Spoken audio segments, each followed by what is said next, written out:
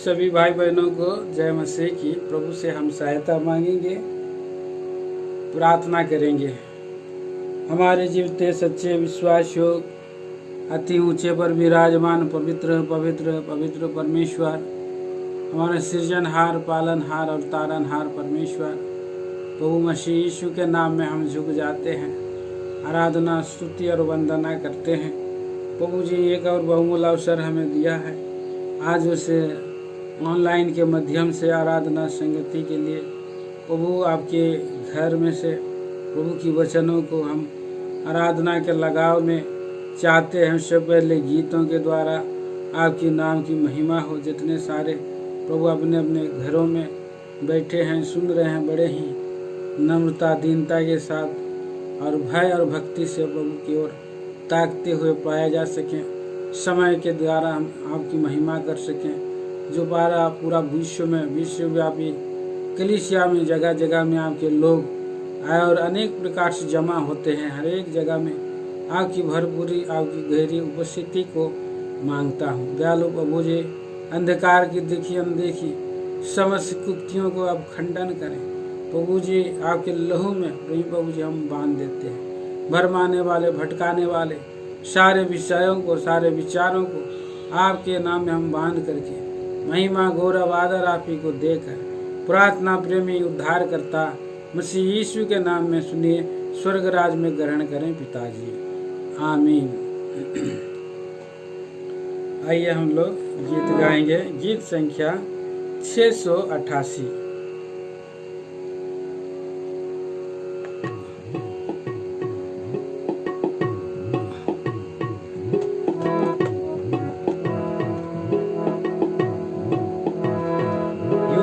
युग से तू एक साथ, हे अद्भुत परमेश्वर। युग युग से तू एक साथ, हे अद्भुत परमेश्वर। ना कोई अदल बदल और ना कोई छाया है, ना कोई अदल बदल और ना कोई छाया है, ना कोई परिवर्तन। प्रभु यीशु तुझ में है, ना कोई परिवर्तन। प्रभु यीशु तुझ में है। युग युग से तू एक साथ, हे अद्भुत परमेश्वर। कल और आज युगान प्रभु तू तो एक सा है, प्रभु तू तो एक सा है। हर एक युग में तू ही पिता, पुत्र और आत्मा है। हर एक युग में तू ही पिता, पुत्र और आत्मा है। सर्वव्यापी, सर्वदर्शी, सर्वज्ञानी ईश्वर है। सर्वव्यापी, सर्वदर्शी, सर्वज्ञानी ईश्वर है। युग युग से तू एकता,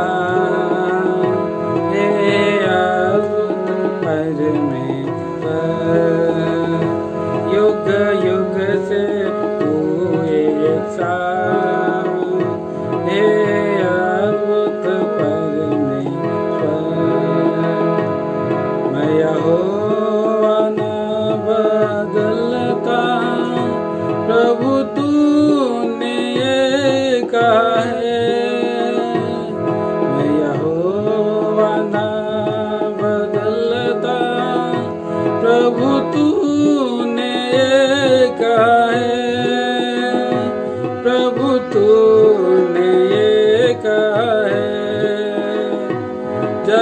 जगत की उत्पत्ति से पहले योजना जो तेरी है,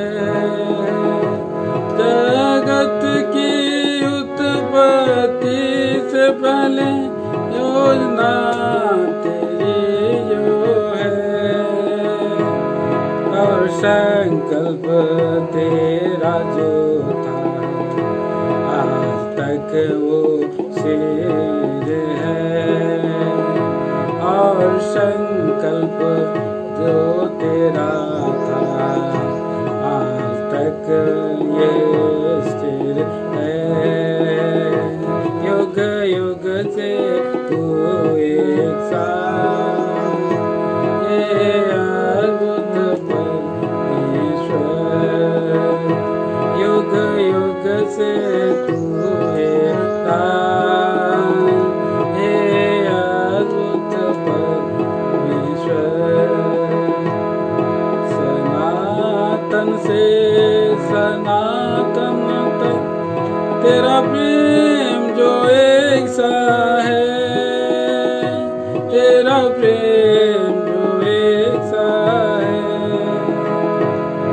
करुणा ममता सहनशीलता जो सब कुछ वैसा ही है, करुणा ममता सहनशीलता जो सब कुछ वैसा ही है, तेरी मुक्ति जो महान है, लोग आज भी पा रहे हैं, तेरी मुक्ति जो महान है, लोग आज भी पा रहे हैं। युग युग से तू एक साथ, हे अद्भुत परमेश्वर, युग युग से तू एक साथ, हे अद्भुत परमेश्वर। वाचा तेरी अटूट है, प्रतिज्ञा सदा स्थिर है, वाचा तेरी अटूट है, प्रतिज्ञा सदा स्थिर है, प्रतिज्ञा सदा स्थिर है, प्रतिज्ञा सदा स्थिर है। उस वाचा को स्मरण करके प्रभु देहधारी हुआ है, उस वाचा को स्मरण करके प्रभु देहधारी हुआ है, पापी के लिए प्रायश्चित किया और प्राण भी दिया है, पापी के लिए प्रायश्चित किया और प्राण भी दिया है। युग युग से तू एकता, हे अद्भुत परमेश्वर, युग युग से तू एकता, हे अद्भुत परमेश्वर। यदि तू यीशु बदलता हम ना सब हो जाते, यदि तू यीशु बदलता हम ना सब हो जाते, हम ना सब हो जाते, लेकिन तू कभी ना बदला, ये हम सब जानते हैं, लेकिन तू कभी ना बदला, ये हम सब जानते हैं। इसलिए आभारी होकर हम गुण तेरा गाते हैं।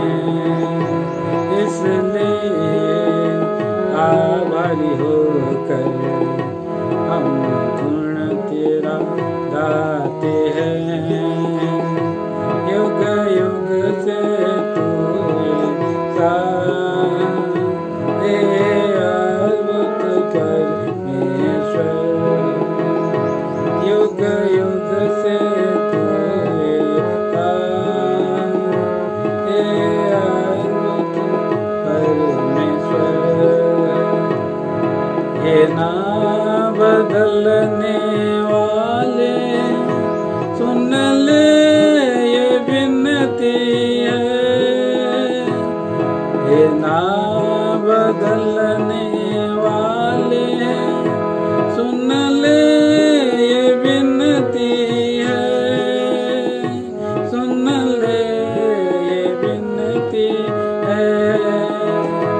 पृथ्वी के रहने वालों पर जब परख का समय आए, पृथ्वी के रहने वालों पर जब परख का समय आए,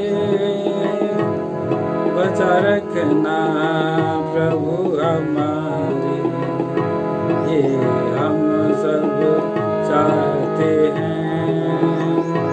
बचा रखना प्रभु हमारे, ये हम सब चाहते हैं।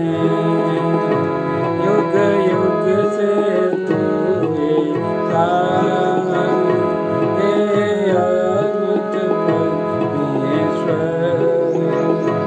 युग युग से तू अद्भुत परमेश्वर। ना कोई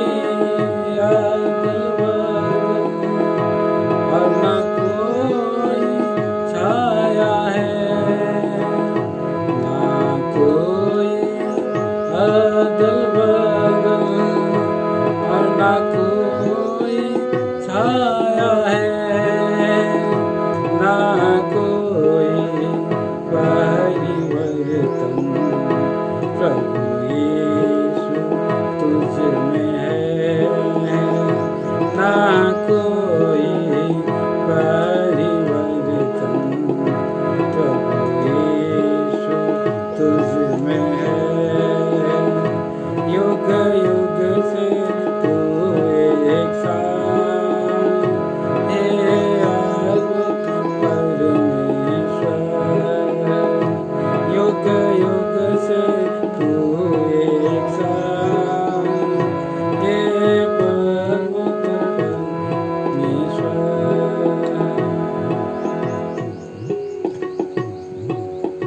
आइए हम लोग गीत संख्या 199 199 इस गीत को हम गाएंगे।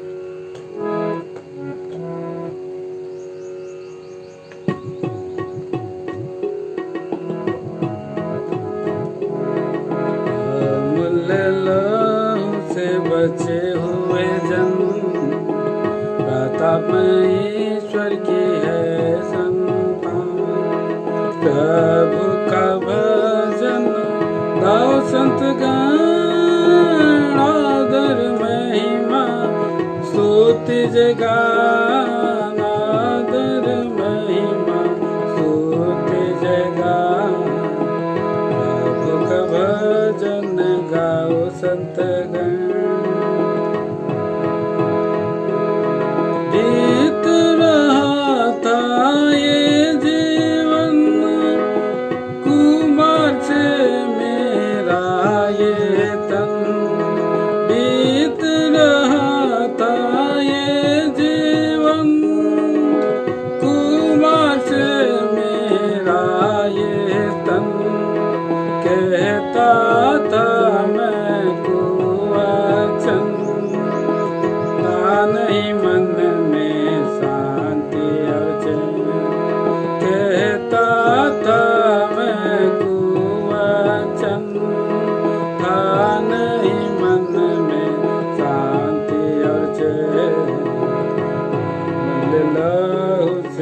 बचे हुए जन, तब मैं ईश्वर की है संतान।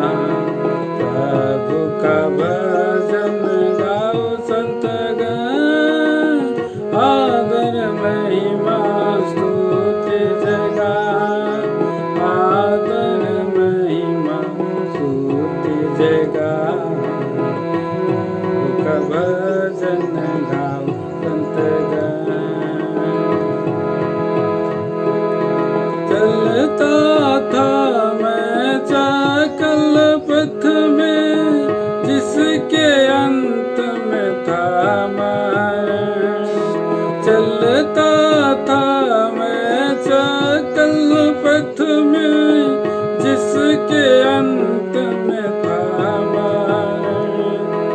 नरक के दंड को अपना कर कमाई करता था पाप का धन। नरक के दंड को अपना कर कमाई करता था पाप का धन। अमूल्य लहू से बचे हुए जन, कहता मैं ईश्वर की है संतान। प्रभु का भजन गाओ संतगण, आदर महिमा स्तुति जयगान, आदर महिमा स्तुति जयगान। प्रभु का भजन गाओ संतगण। जीवित सत्य ईश्वर का लेता नहीं था उसका नाम। जीवित सत्य ईश्वर का लेता नहीं था उसका नाम। दुनिया के धर्म कर्म से जाना चाहता था स्वर्ग धाम। दुनिया के धर्म कर्म से जाना चाहता था स्वर्ग धाम।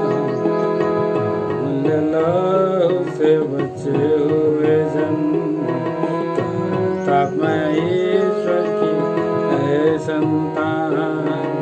प्रभु का भजन गाओ संतगण, आदर महिमा स्तुति जयगान, आदर महिमा स्तुति जयगान। प्रभु का भजन गाओ संतगण। असीम करुणा के कारण किया मानव रूप धारण। असीम करुणा के कारण किया मानव रूप धारण। देकर क्रूस पर अमूल्य प्राण किया हमारा पूर्ण तारण। देकर क्रूस पर अमूल्य प्राण किया हमारा पूर्ण तारण। अमूल्य लहू से बचे हुए जन, कहता मैं ईश्वर की है संतान। प्रभु का भजन गाओ संतगण, आदर महिमा स्तुति जयगान, आदर महिमा स्तुति जयगान। प्रभु का भजन गाओ संतगण। पवित्र लहू की धारा में शुद्ध हुआ मैं अब पापी जन। पवित्र लहू की धारा में शुद्ध हुआ मैं अब पापी जन। खोला जो आत्मिक ये नयन, प्रभु ने स्वर्गीय ज्ञान, खोला जो आत्मिक नयन, भर दिया प्रभु ने स्वर्गीय ज्ञान। अमूल्य लहू से बचे हुए जन, प्रताप में ईश्वर की है संतान। प्रभु का भजन गाओ संत गण, आदर महिमा स्तुति जगा, आदर महिमा स्तुति जगा। प्रभु का भजन गाओ संत गण। अधर्मी दुष्ट मनुष्य से किया जो अद्भुत प्रेम महान, अधर्मी दुष्ट मनुष्य से किया अद्भुत जो प्रेम महान। उस महान प्रेम के बदले में चढ़ाता हूँ प्रभु बलिदान। उस महान प्रेम के बदले में चढ़ाता हूँ प्रभु बलिदान। लहू से बचे हुए जन, प्रताप में ईश्वर की है संतान। प्रभु का भजन गाओ संत गण, आदर महिमा स्तुति जगा, आदर महिमा स्तुति जगा। प्रभु का भजन गाओ संत गण। करता हूँ स्तुति अवतारण, आशीष तो कर नम्र मन। करता हूँ स्तुति अवतारण, आशीष तो कर नम्र मन। आत्मा प्राण ये शरीर करता हूँ प्रभु जी प्रभु अर्पण। आत्मा प्राण ये शरीर करता हूँ प्रभु प्रभु अर्पण। मूल्य लहू से बचे हुए जन, प्रताप में ईश्वर की है संतान। प्रभु का भजन गाओ संत गण, आदर महिमा स्तुति जगा, आदर महिमा स्तुति जगा। प्रभु का भजन गाओ संत गण।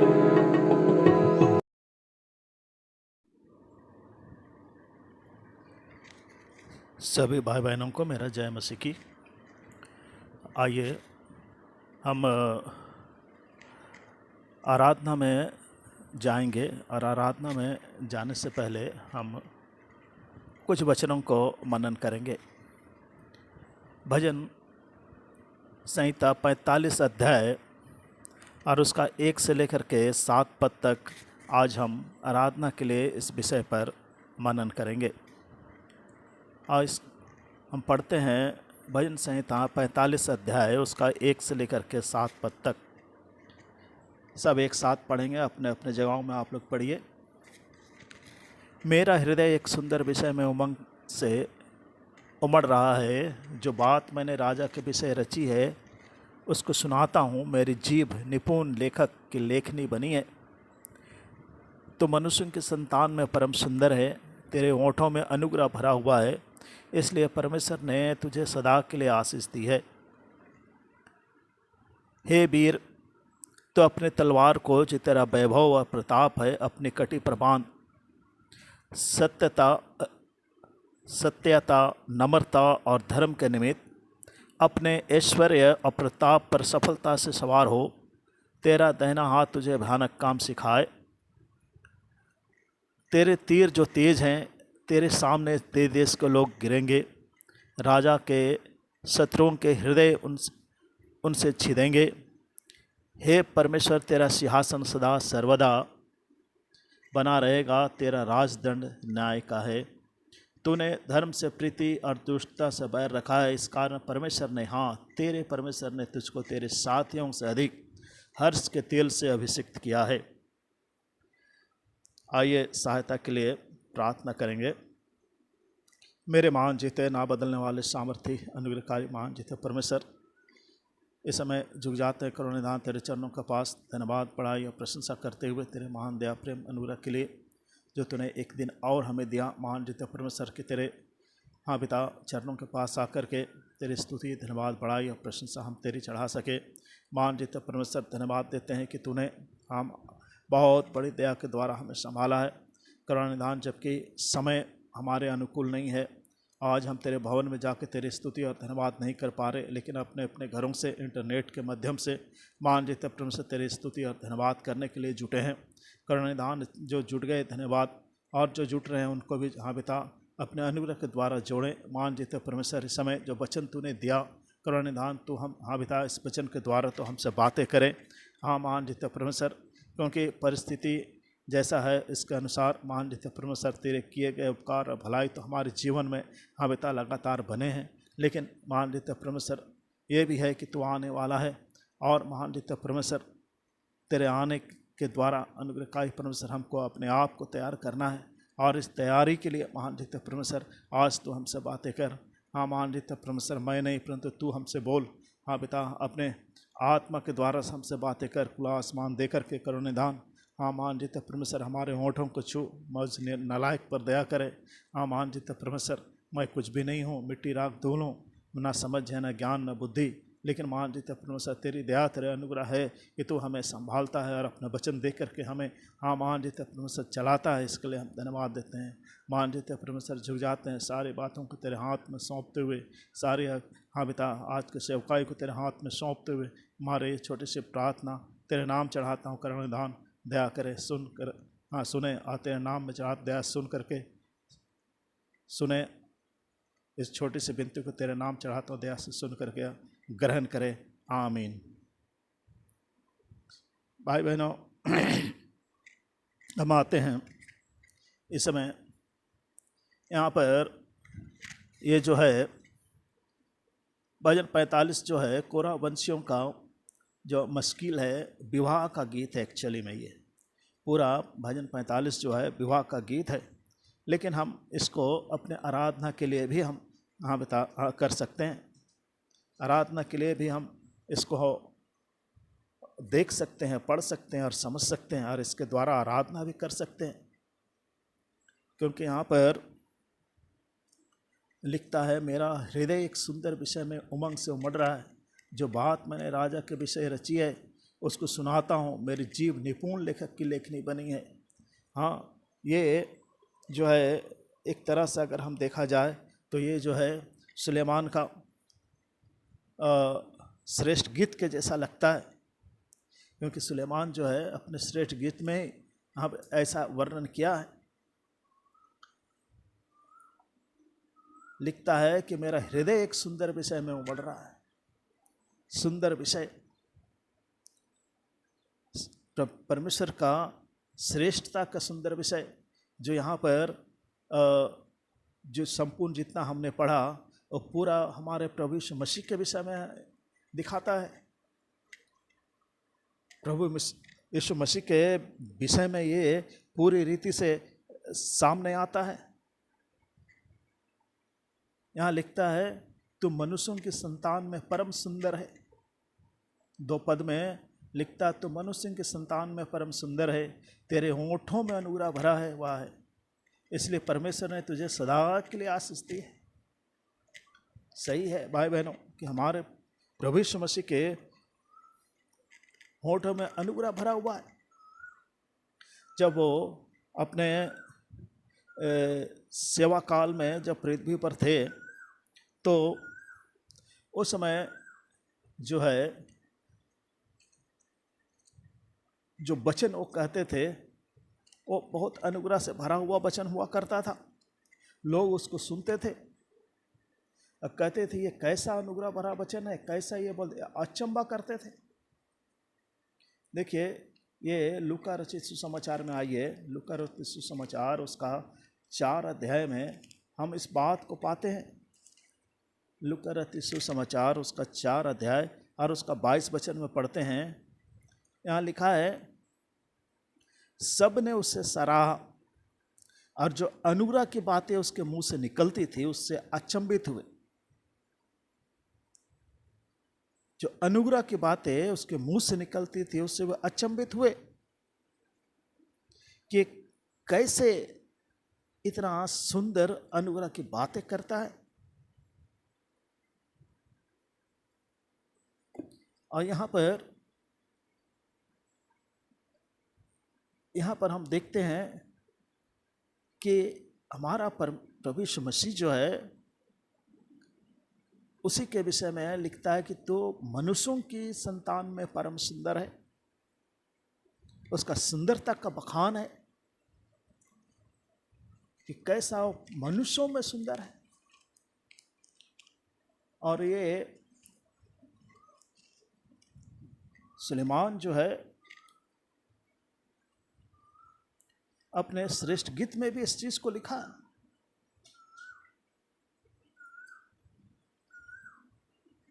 कि मेरा प्रेमी क्या है,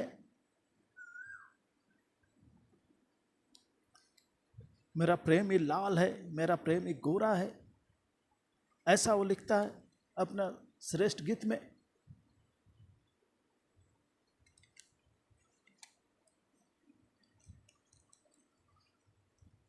तो जब सुलेमान जो है प्रभु यीशु मसीह का सुंदरता का ऐसा बखान करता है और उसकी सुंदरता के विषय में बोलता है कि हमारा प्रभु मसीह कैसा सुंदर है, और ये अनुग्रह इसलिए, और यहाँ लिखता है कि इसलिए परमेश्वर ने तुझे सदा के लिए आशीष दी है। परमेश्वर जो है सदा के लिए आशीष दी है। ये दाऊद जो है अपने भजन में इस बात को लिखता है, भजन 21 का 6 में लिखता है, भजन 21 का 6 में, क्योंकि तूने उसको सर्वदा के लिए आशीषित किया है, तू अपने सम्मुख उसको हर्ष और आनंद से भर देता है।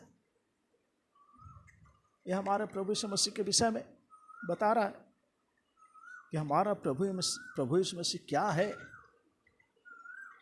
कैसा वो सुंदर है, कैसा उसके होठों में अनुग्रह भरा हुआ है। इसलिए परमेश्वर ने तुझे सदा के लिए आशीष दी है। लेकिन भाई बहनों, हमारा ये सुंदर परमेश्वर, हमारा ये सुंदर प्रभु यीशु मसीह जो है हमारे लिए क्या बना वो हम जानते हैं। ये यशायाह भविष्यवक्ता इस बात को लिखता है। देखिए यशायाह 53 अध्याय में इस बात को प्रकट किया, 52 और 53 दोनों में उस सुंदरता का जो वर्णन है उसको यहाँ यशायाह लिखता है, 52 और 53 दोनों में लिखता है।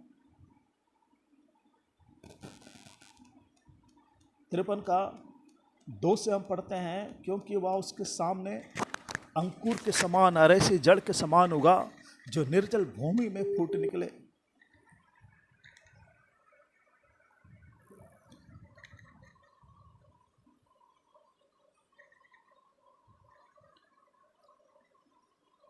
निर्जल भूमि में फूट निकले। और क्योंकि वह उसके सामने अंकुर के समान और ऐसी जड़ के समान होगा जो निर्जल भूमि में फूट निकले। उसकी ना तो कुछ सुंदरता थी कि हम उसको देखते, और ना उसका रूप हमें ऐसा दिखाई पड़ा कि हम उसको चाहते। वह तुच्छ जाना जाता और मनुष्यों का त्यागा हुआ था। वह दुखी पुरुष था, रोग से उसकी जान पहचान थी और लोग उससे मुख फेर लेते थे। वह तुच्छ जाना गया और हमने उसका मूल्य ना जाना। निश्चय उसने हमारे रोगों को सह लिया और हमारे दुखों को उठा लिया। तो भी हमने उसे परमेश्वर का मारा कूटा और दुर्दशा में पड़ा हुआ समझा, परंतु वह हमारे ही अपराधों के कारण घायल किया गया, वह हमारे अपराधों के कामों के कारण कुचला गया। हमारी शांति के लिए उस पर ताड़ना पड़ी कि उसके कोड़े खाने से हम चंगे हो जाएं। क्या भयानक बातें यहाँ पर जो है यशायाह भविष्यवक्ता लिखता है। उसका सुंदर रूप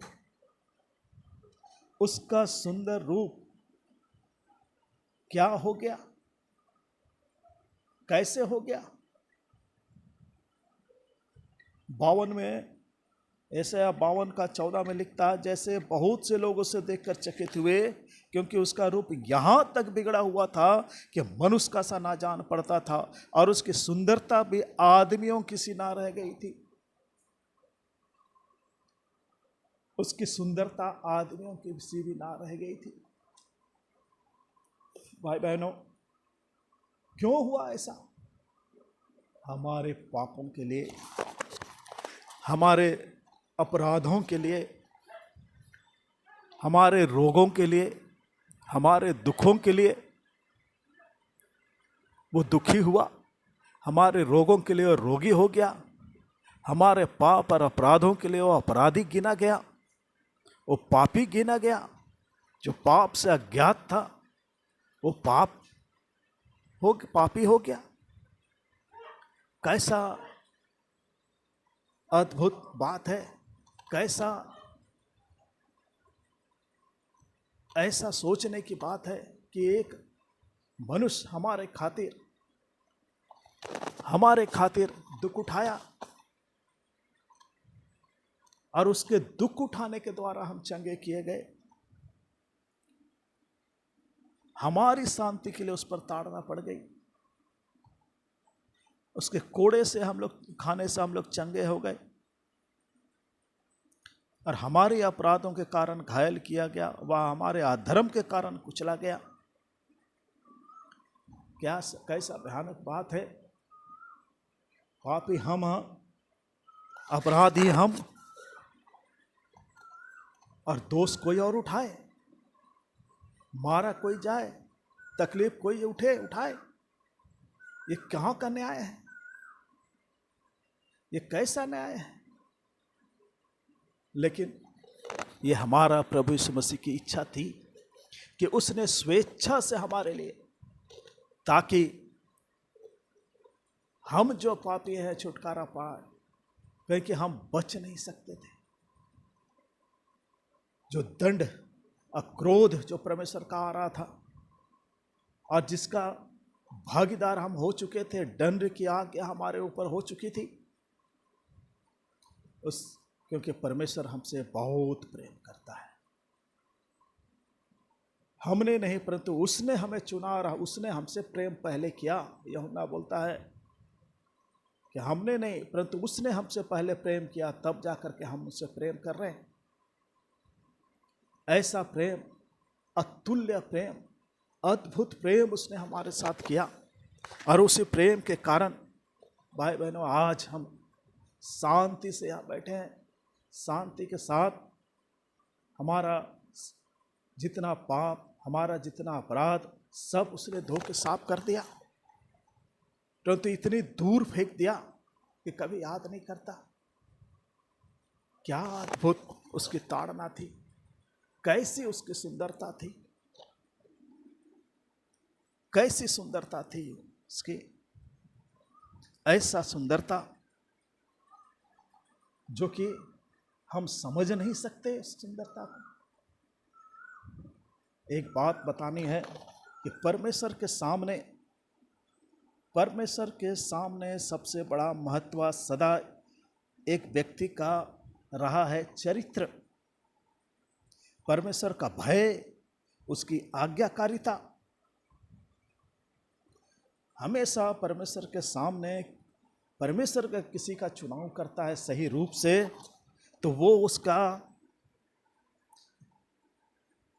जो है उसका महत्व सदा एक व्यक्ति का हमेशा से रहा है, उसका अच्छा गुण, अच्छा चरित्र का। और परमेश्वर का भय और आज्ञाकारिता में चलने वाला, ना कि सांसारिक प्रतिष्ठा और ना शारीरिक सुंदरता। इसको परमेश्वर ने कभी भी अपने चुनावों में सम्मिलित नहीं किया है। देखिए, खुद परमेश्वर जो है अपने मुंह से इस बात को बोला है। अगर हम देखेंगे पहला सामुएल 16 का 7 को पढ़ेंगे, पहला सामुएल 16 का 7, इसमें यहोवा ने सामुएल से कहा, परमेश्वर यहोवा ने सामुएल से कहा, ना तो उसके रूप पर दृष्टि कर और न उसके कद की ऊंचाई पर, क्योंकि मैंने उससे अयोग्य जाना है। क्योंकि यहोवा का देखना मनुष्य का सा नहीं है। मनुष्य तो बाहर का रूप देखता है, परंतु यहोवा की दृष्टि मन पर रहती है, मन पर रहती है। चाहे सुंदर है, चाहे कैसा है, ये परमेश्वर नहीं देखता। परमेश्वर के सामने उसकी आज्ञाकारिता, उसका डर, उसका भय, उसका चरित्र, और हमारा प्रभु यीशु मसीह का चरित्र उत्तम था। हमारा प्रभु मसीह अपने पिता का आज्ञाकारी था। उसने अपने पिता का आज्ञा मानी, दुख उठा उठा कर आज्ञा माननी सीखी, लिखा है वचन में। भाई बहनों, ऐसा हमारा प्रभु की सुंदरता है, ऐसा सुंदरता, ये सुंदरता है, ना कि वो सुंदरता जो सामने दिखाई देती है।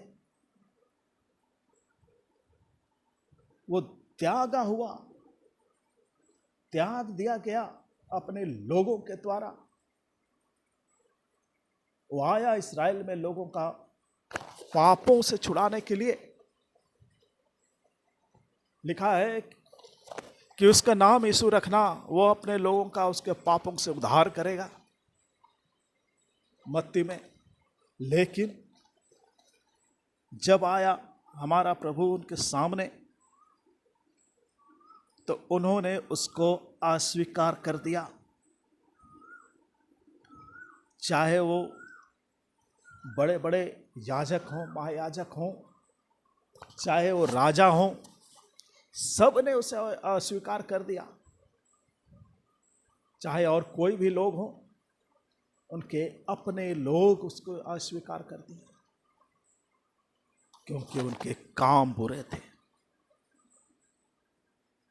इसी कारण वो दुखी पुरुष हुआ, दुखी हो गया। वो दुख था, निराशा था उसके अंदर में। मानव जाति के पापों के कारण महान दुख और निराशा, दर्द, वो हमारे प्रभु यीशु मसीह को हुआ। और इसलिए जो है पौलुस प्रेरित जो है अपने दूसरा कुरिन्थियों में इस बात को प्रकट करता है। दूसरा कुरिन्थी उसका 11 अध्याय में इस बात को लिखता है।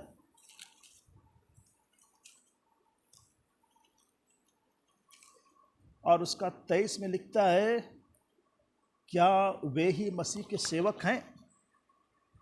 मैं पागल के समान कहता हूँ, मैं उनसे बढ़कर हूँ। अधिक परिश्रम करने में, बार बार कैद होने में, कोड़े खाने में, बार बार मृत्यु के जोखिम में। यह पौलुस प्रेरित जो है इस बात को बहुत गहराईता से समझा कि दुख उठाना किस बात को कहते हैं। प्रभु यीशु मसीह के लिए उसकी सेवा के करने के द्वारा वो कैसा दुख उठाया। मौत उसके सामने आई, 39 कोड़े खाए। और लिखता हो कितना गहरा ऐसा प्रेम चाहिए परमेश्वर के लिए। ऐसा प्रेम तभी जो है हम उस अनुभव को जान सकते हैं जो परमेश्वर का दुख है। उस दुख को हम अपने, जब हमारा प्रभु यीशु मसीह दुख उठाया तो हमको भी दुख उठाना है। उसने कहा जब ये मुझे नहीं छोड़े तो तुमको क्यों छोड़ेंगे। जब हम ये दुख उठाएंगे तभी जो है, जैसा लिखा है कि तुम्हें बहुत दुख उठा के परमेश्वर के राज में प्रवेश करना होगा। ये हल्का सा पल भर का क्लेश हमें अनंत महिमा दे जाती है, और ये दुख जो है हल्का सा पल भर का क्लेश लिखता है। एक कैसा दुखी पुरुष हुआ हो, और हमारे ही अपराधों और पापों के लिए वो जो है उसका रूप बिगड़ गया, उसकी सुंदरता बिगड़ गई। हमारा सर्वशक्तिमान परमेश्वर का है कैसा रूप था, लेकिन वो रूप कुरूप हो गया। हमारे अपराधों के लिए, हमारे पापों के लिए। भाई बहनों, ये एक अद्भुत बात है हमारा परमेश्वर का, जो हमसे इतना प्रेम करता है कि अपने आप को भी दे दिया कलवरी क्रूस पर हमारे लिए। ये हमारा बहुत बड़ा उसको धन्यवाद करने का विषय है। इसलिए यहाँ लिखता है, हे वीर, तो अपनी तलवार को जो तेरा वैभव है और प्रताप है अपने कटी पर बांध ले, अपने कटी पर बांध ले। इस बात को प्रकाशित वाक्य 1:16 में यूहन्ना बोलता है। प्रकाशित वाक्य 1 अध्याय उसका 16 पद में लिखता है,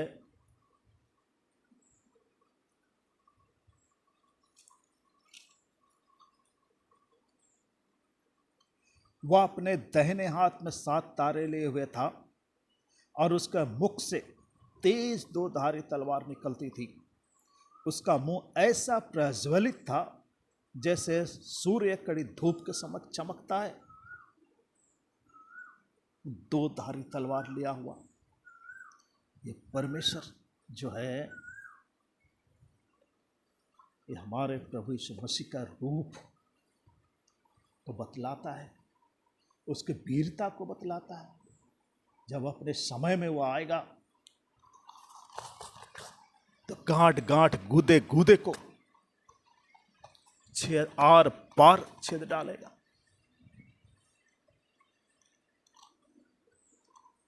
यह है उसका तलवार। और चौथा पद में लिखता है, सत्यता, नम्रता और धर्म के निमित्त अपने ऐश्वर्य और प्रताप पर सफलता से सवार हो। तेरा दाहिना हाथ तुझे भयानक काम सिखलाए। ये हमारा प्रभु यीशु मसीह का बहुत ही अद्भुत चीज बताता है यहाँ पर। सत्यता, नम्रता और धर्म के निमित्त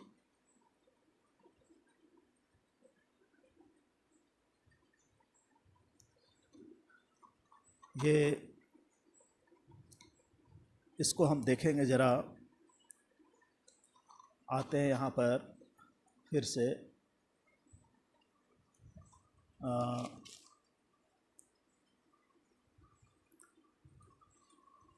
यहाँ प्रकाशित वाक्य में जो है, प्रकाशित वाक्य 6 अध्याय उसका 2 पद में ये लिखता है, मैंने दृष्टि की और देखो एक श्वेत घोड़ा है, और उसका सवार धनुष लिए हुए है, और उसे एक मुकुट दिया गया, और वह जय जयकार करता हुआ निकला और भी जय प्राप्त करे,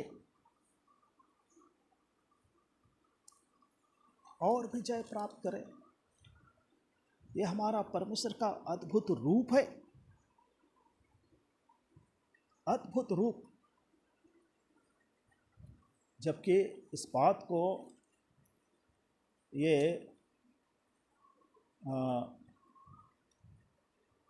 हम देखेंगे सपन्या भविष्यता, इसको लिखता है सपने में हम देखते हैं इस चीज़ को।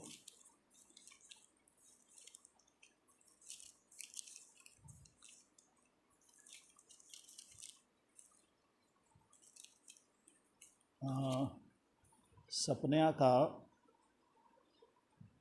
हम देखेंगे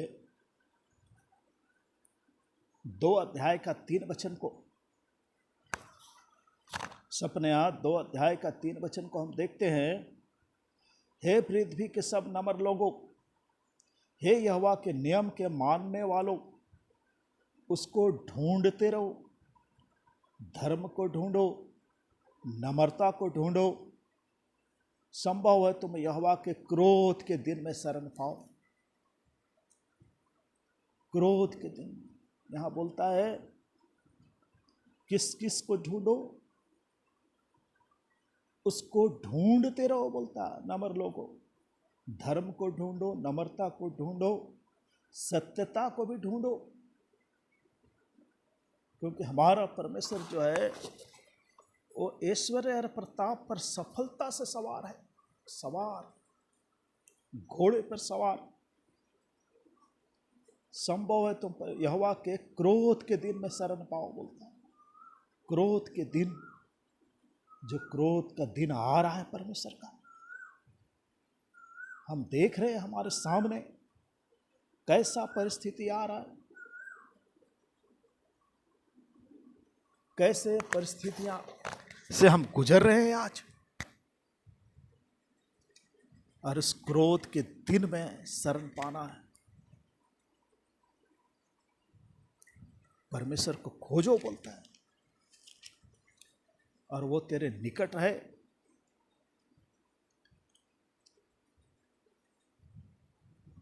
परमेश्वर के वचन के अनुसार उसकी धार्मिकता को ढूंढना है।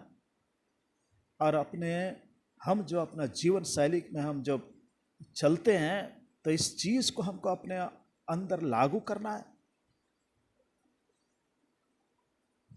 और परमेश्वर की आज्ञाकारिता में अपने आप को समर्पित भी करना है।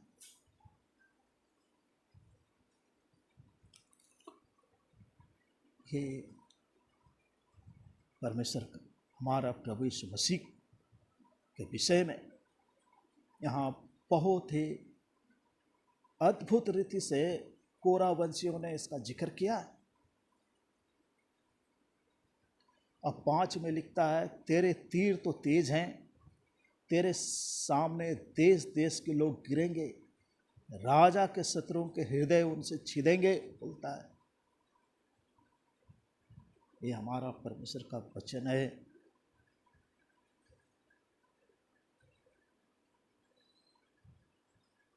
देश देश के लोग गिरेंगे जब हमारा प्रभु यीशु मसीह अपना जलाल में आएगा। उस समय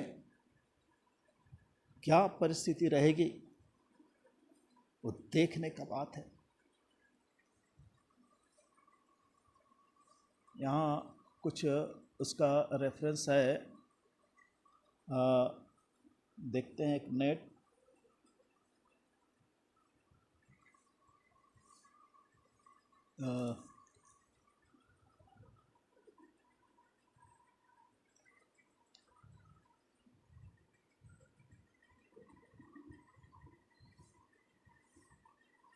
यहाँ पर इस बात को क्लियर किया है।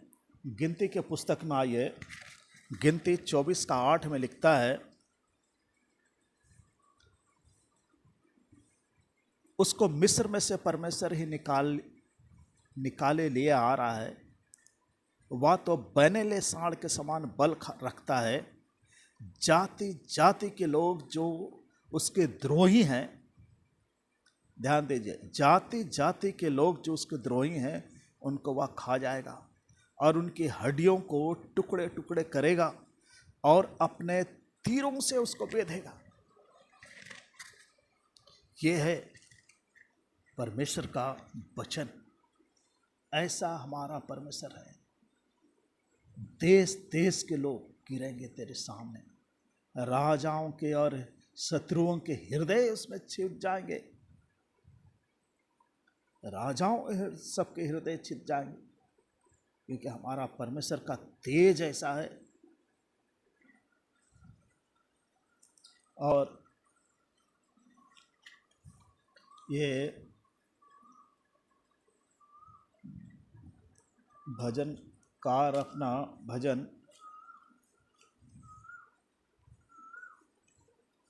में लिखता है, भजन 9 का 13 में, हे यहोवा मुझ पर अनुग्रह कर, तू जो मुझे मृत्यु के फाटक के पास से उठाता है, मेरे दुख को देख जो मेरे बैरी मुझे दे रहे हैं। हे यहोवा मुझ पर अनुग्रह कर, क्योंकि तू अनुग्रहकारी परमेश्वर है। तेरे होठों में अनुग्रह भरा है। तू जो मुझे मृत्यु के फाटक के पास से उठाता है, मेरे दुख को देख जो बैरी मुझे दे रहे हैं। यहाँ पर ये दाऊद का भजन है, ये बिलाप का गीत है वो, कि कैसा दुख दे रहे हैं और परमेश्वर से प्रार्थना कर रहा है इस बात में।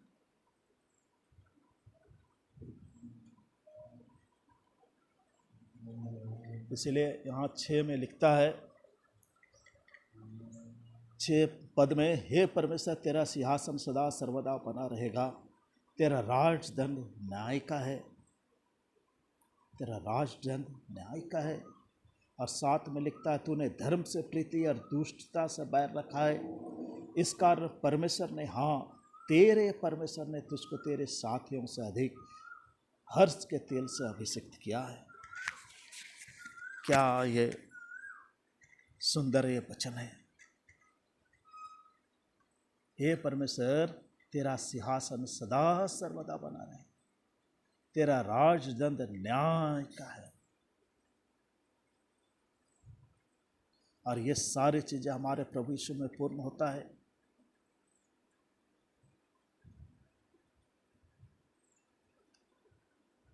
इब्रानी का लेखक जो है इस बात को लिखता है, इस बात को इब्रानी का लेखक लिखता है अपने इब्रानी 1 अध्याय, इब्रानी 1 अध्याय और उसका 8 पद में लिखता है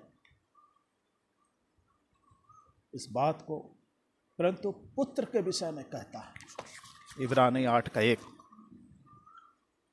परंतु पुत्र के विषय में कहता है, हे परमेश्वर तेरा सिंहासन युगानुग रहेगा, तेरा राज का राजदंड न्याय का राजदंड है।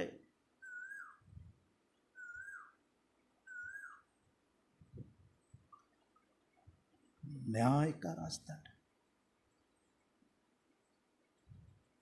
ये लेखक जो है इब्रानी का प्रभु यीशु मसीह की महिमा को दिखा रहा है, उसका महिमा को दिखा रहा है। कैसा महिमामन परमेश्वर है, कैसा सामर्थ्य परमेश्वर है, न्याय का राजदंड लिए हुए है।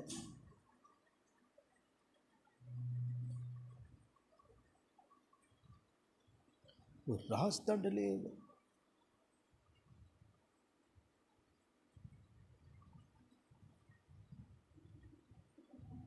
क्योंकि यहाँ पर हम देखते हैं मसीह का जो, हमारे प्रभु यीशु मसीह का राज जो है सदा सर्वदा का राज होगा, सदा सर्वदा का राज होगा। और यूहन्ना जो है अपना प्रकाशित वाक्य में इस बात को प्रकट किया है। प्रकाशित वाक्य 1 अध्याय उसका 6 में, प्रकाशित वाक्य 1 अध्याय और उसका 6 में लिखता है, और हमें एक राज और अपने पिता परमेश्वर के लिए याजक भी बना दिया, उसी की महिमा और पराक्रम युगानुग होती रहे। आमीन। एक राज और अपने पिता परमेश्वर के लिए याजक भी बना दिया।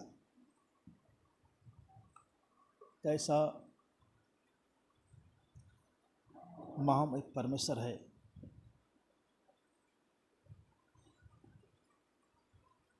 जैसा कि पद 6 में लिखा है, परमेश्वर तेरा सिंहासन सदा सर्वदा बना रहेगा, तेरा राजदंड न्याय का है।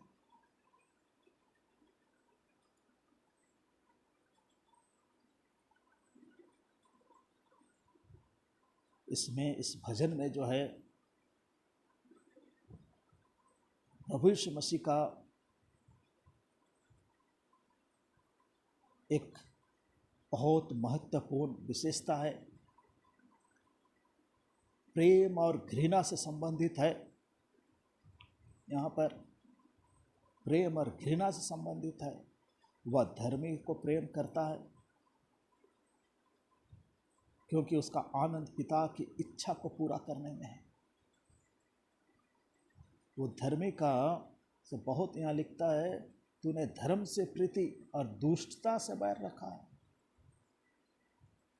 वह धर्मी को बहुत प्रेम करता है क्योंकि उसका आनंद जो है पिता की इच्छा पूरी करने में है। वो अपने पिता का इच्छा को पूरा किया, जैसा उसका पिता ने उसे कहा, और उसने अपने पिता की इच्छा को पूरा किया। और इस बात को जो है इब्रानी का लेखक अपना इब्रानी 10:7 में लिखता है,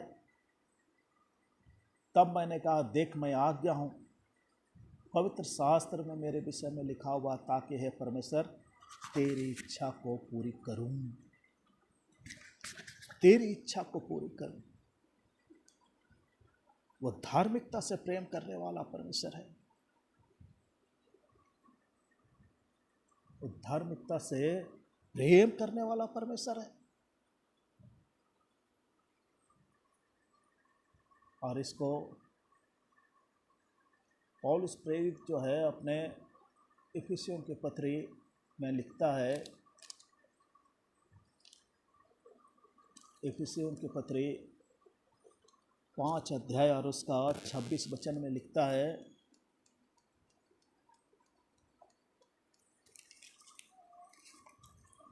5:26 में,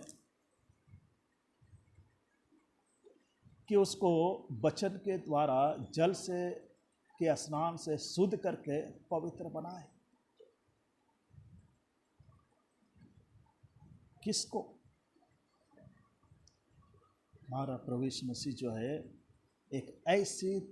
उसने एक ऐसी तेजस्वी कलीसिया बनाकर अपने पास खड़ी करे जिसमें ना कलंक, ना झूरी, ना कोई और ऐसी वस्तु हो, वरन पवित्र और निर्दोष हो। पवित्र और निर्दोष ऐसा कलीसिया बनाना चाहता हूँ, और ऐसा कलीसिया बना के खड़ा करना चाहता है। इसीलिए वो जो है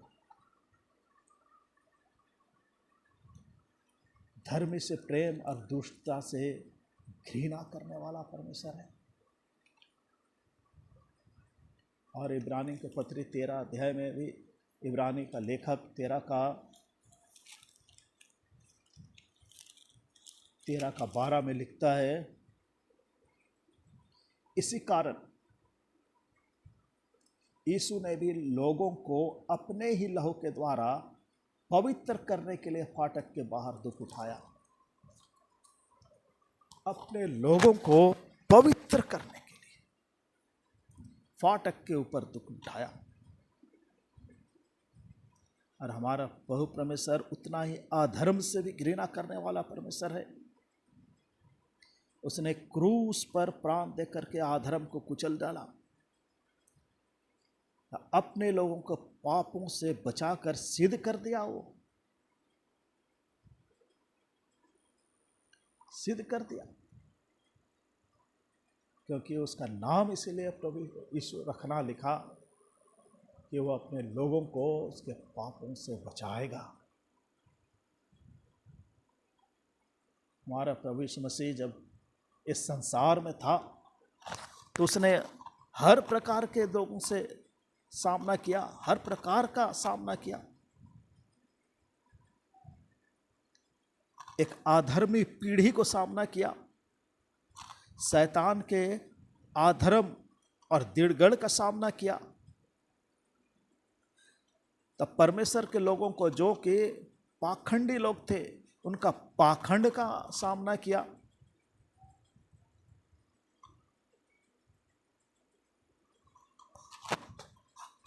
ये सब आप लोग देख सकते हैं। मत्ती में ये सब, मत्ती मरकुस में ये सब आपने पढ़ा भी होगा इस बात को। लेकिन हमारा प्रभु यीशु मसीह इस युग के अंत में क्या करेगा? पृथ्वी पर धार्मिकता स्थापित करेगा, करने के लिए वो आएगा, फिर जरूर आएगा। और इस चीज को हम पाते हैं प्रकाशित वाक्य का 19 अध्याय और 22 से लेकर के 22 अध्याय तक हम इस बात को पाते हैं कि वो आएगा, अपनी धार्मिकता को स्थापित करने के लिए आएगा। क्योंकि हमारा प्रभु यीशु मसीह धार्मिकता से प्रेम, दुष्टता से घृणा करने वाला परमेश्वर है। और इसी कारण पिता ने, हमारे प्रभु यीशु मसीह का पिता, परमेश्वर पिता ने अपने अभिषेक के द्वारा उसे सभी के ऊपर नियुक्त कर दिया। जैसा कि 7 में लिखा है, इस कारण परमेश्वर ने, हाँ तेरे परमेश्वर ने तुझको तेरे साथियों से अधिक हर्ष के तेल से अभिषेक किया है। खुशी के तेल, आनंद का तेल से उसका अभिषेक किया।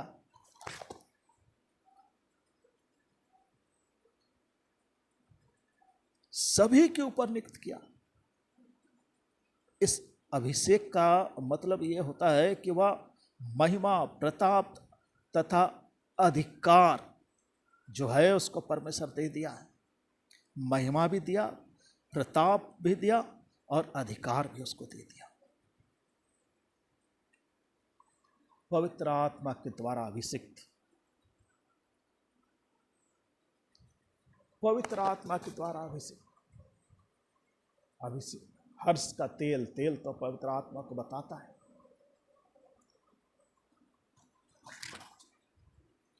जब प्रभु यीशु मसीह अपने जब शुरू कर रहा था अपने प्रचार के समय, तो यूहन्ना बपतिस्मा वाले से बपतिस्मा लेकर के जब यरदन से बाहर आया, तब उसके ऊपर क्या उतरा? पवित्र आत्मा उतरा।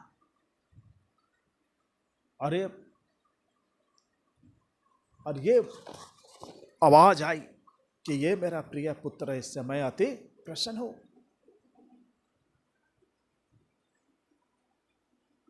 पवित्र आत्मा से अभिषिक्त किया उसको। और ये चीज इब्रानियों का लेखक भी इस बात को लिखता है। इब्रानी 1 अध्याय उसका 9 पद में लिखता है,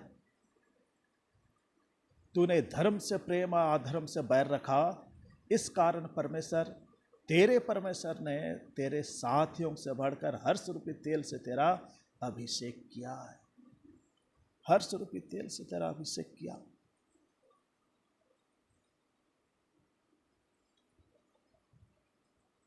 और ये आशा हमसे की जाती है, परमेश्वर के लोगों से जो उसके संतान हैं।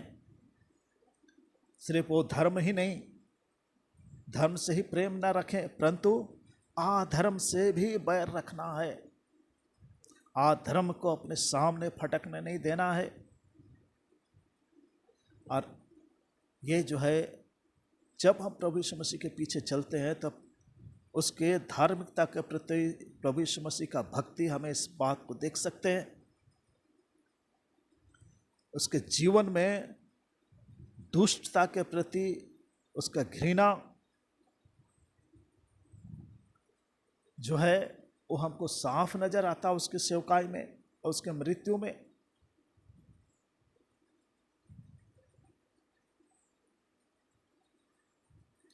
पृथ्वी पर रहते हुए पिता के प्रति उसका जो समर्पण है, उसका जो विश्वास योग्यता है, और धर्म के प्रति जो प्रेम है और दुष्टता के प्रति जो बैर है वो सारा नजर आता है सामने। और यही जो है परमेश्वर को अपने पुत्र का अभिषेक करने का आधार हो गया। और ये ऐसा अभिषेक हमारे ऊपर तभी आएगा जब हम धर्म से प्रेम अधर्म से बैर रखेंगे।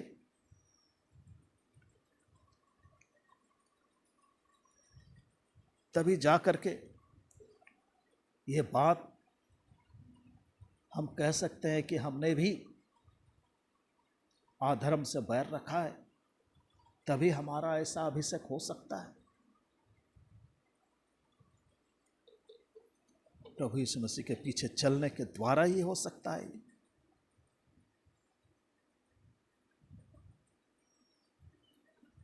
भाई बहनों, रेफरेंस तो बहुत है लेकिन देखना नहीं है और समय बहुत ज़्यादा हो रहा है, इसलिए आइए यहीं हम समाप्त करते हैं इसको। और इसी को आधार मान करके हम जो है आज का आराधना हम करेंगे कि कैसा प्रभु यीशु मसीह ने हमारे लिए अपना प्राण दिया, कैसा उसने धर्म से प्रेम और अधर्म से बैर रखा है। आइए हम आराधना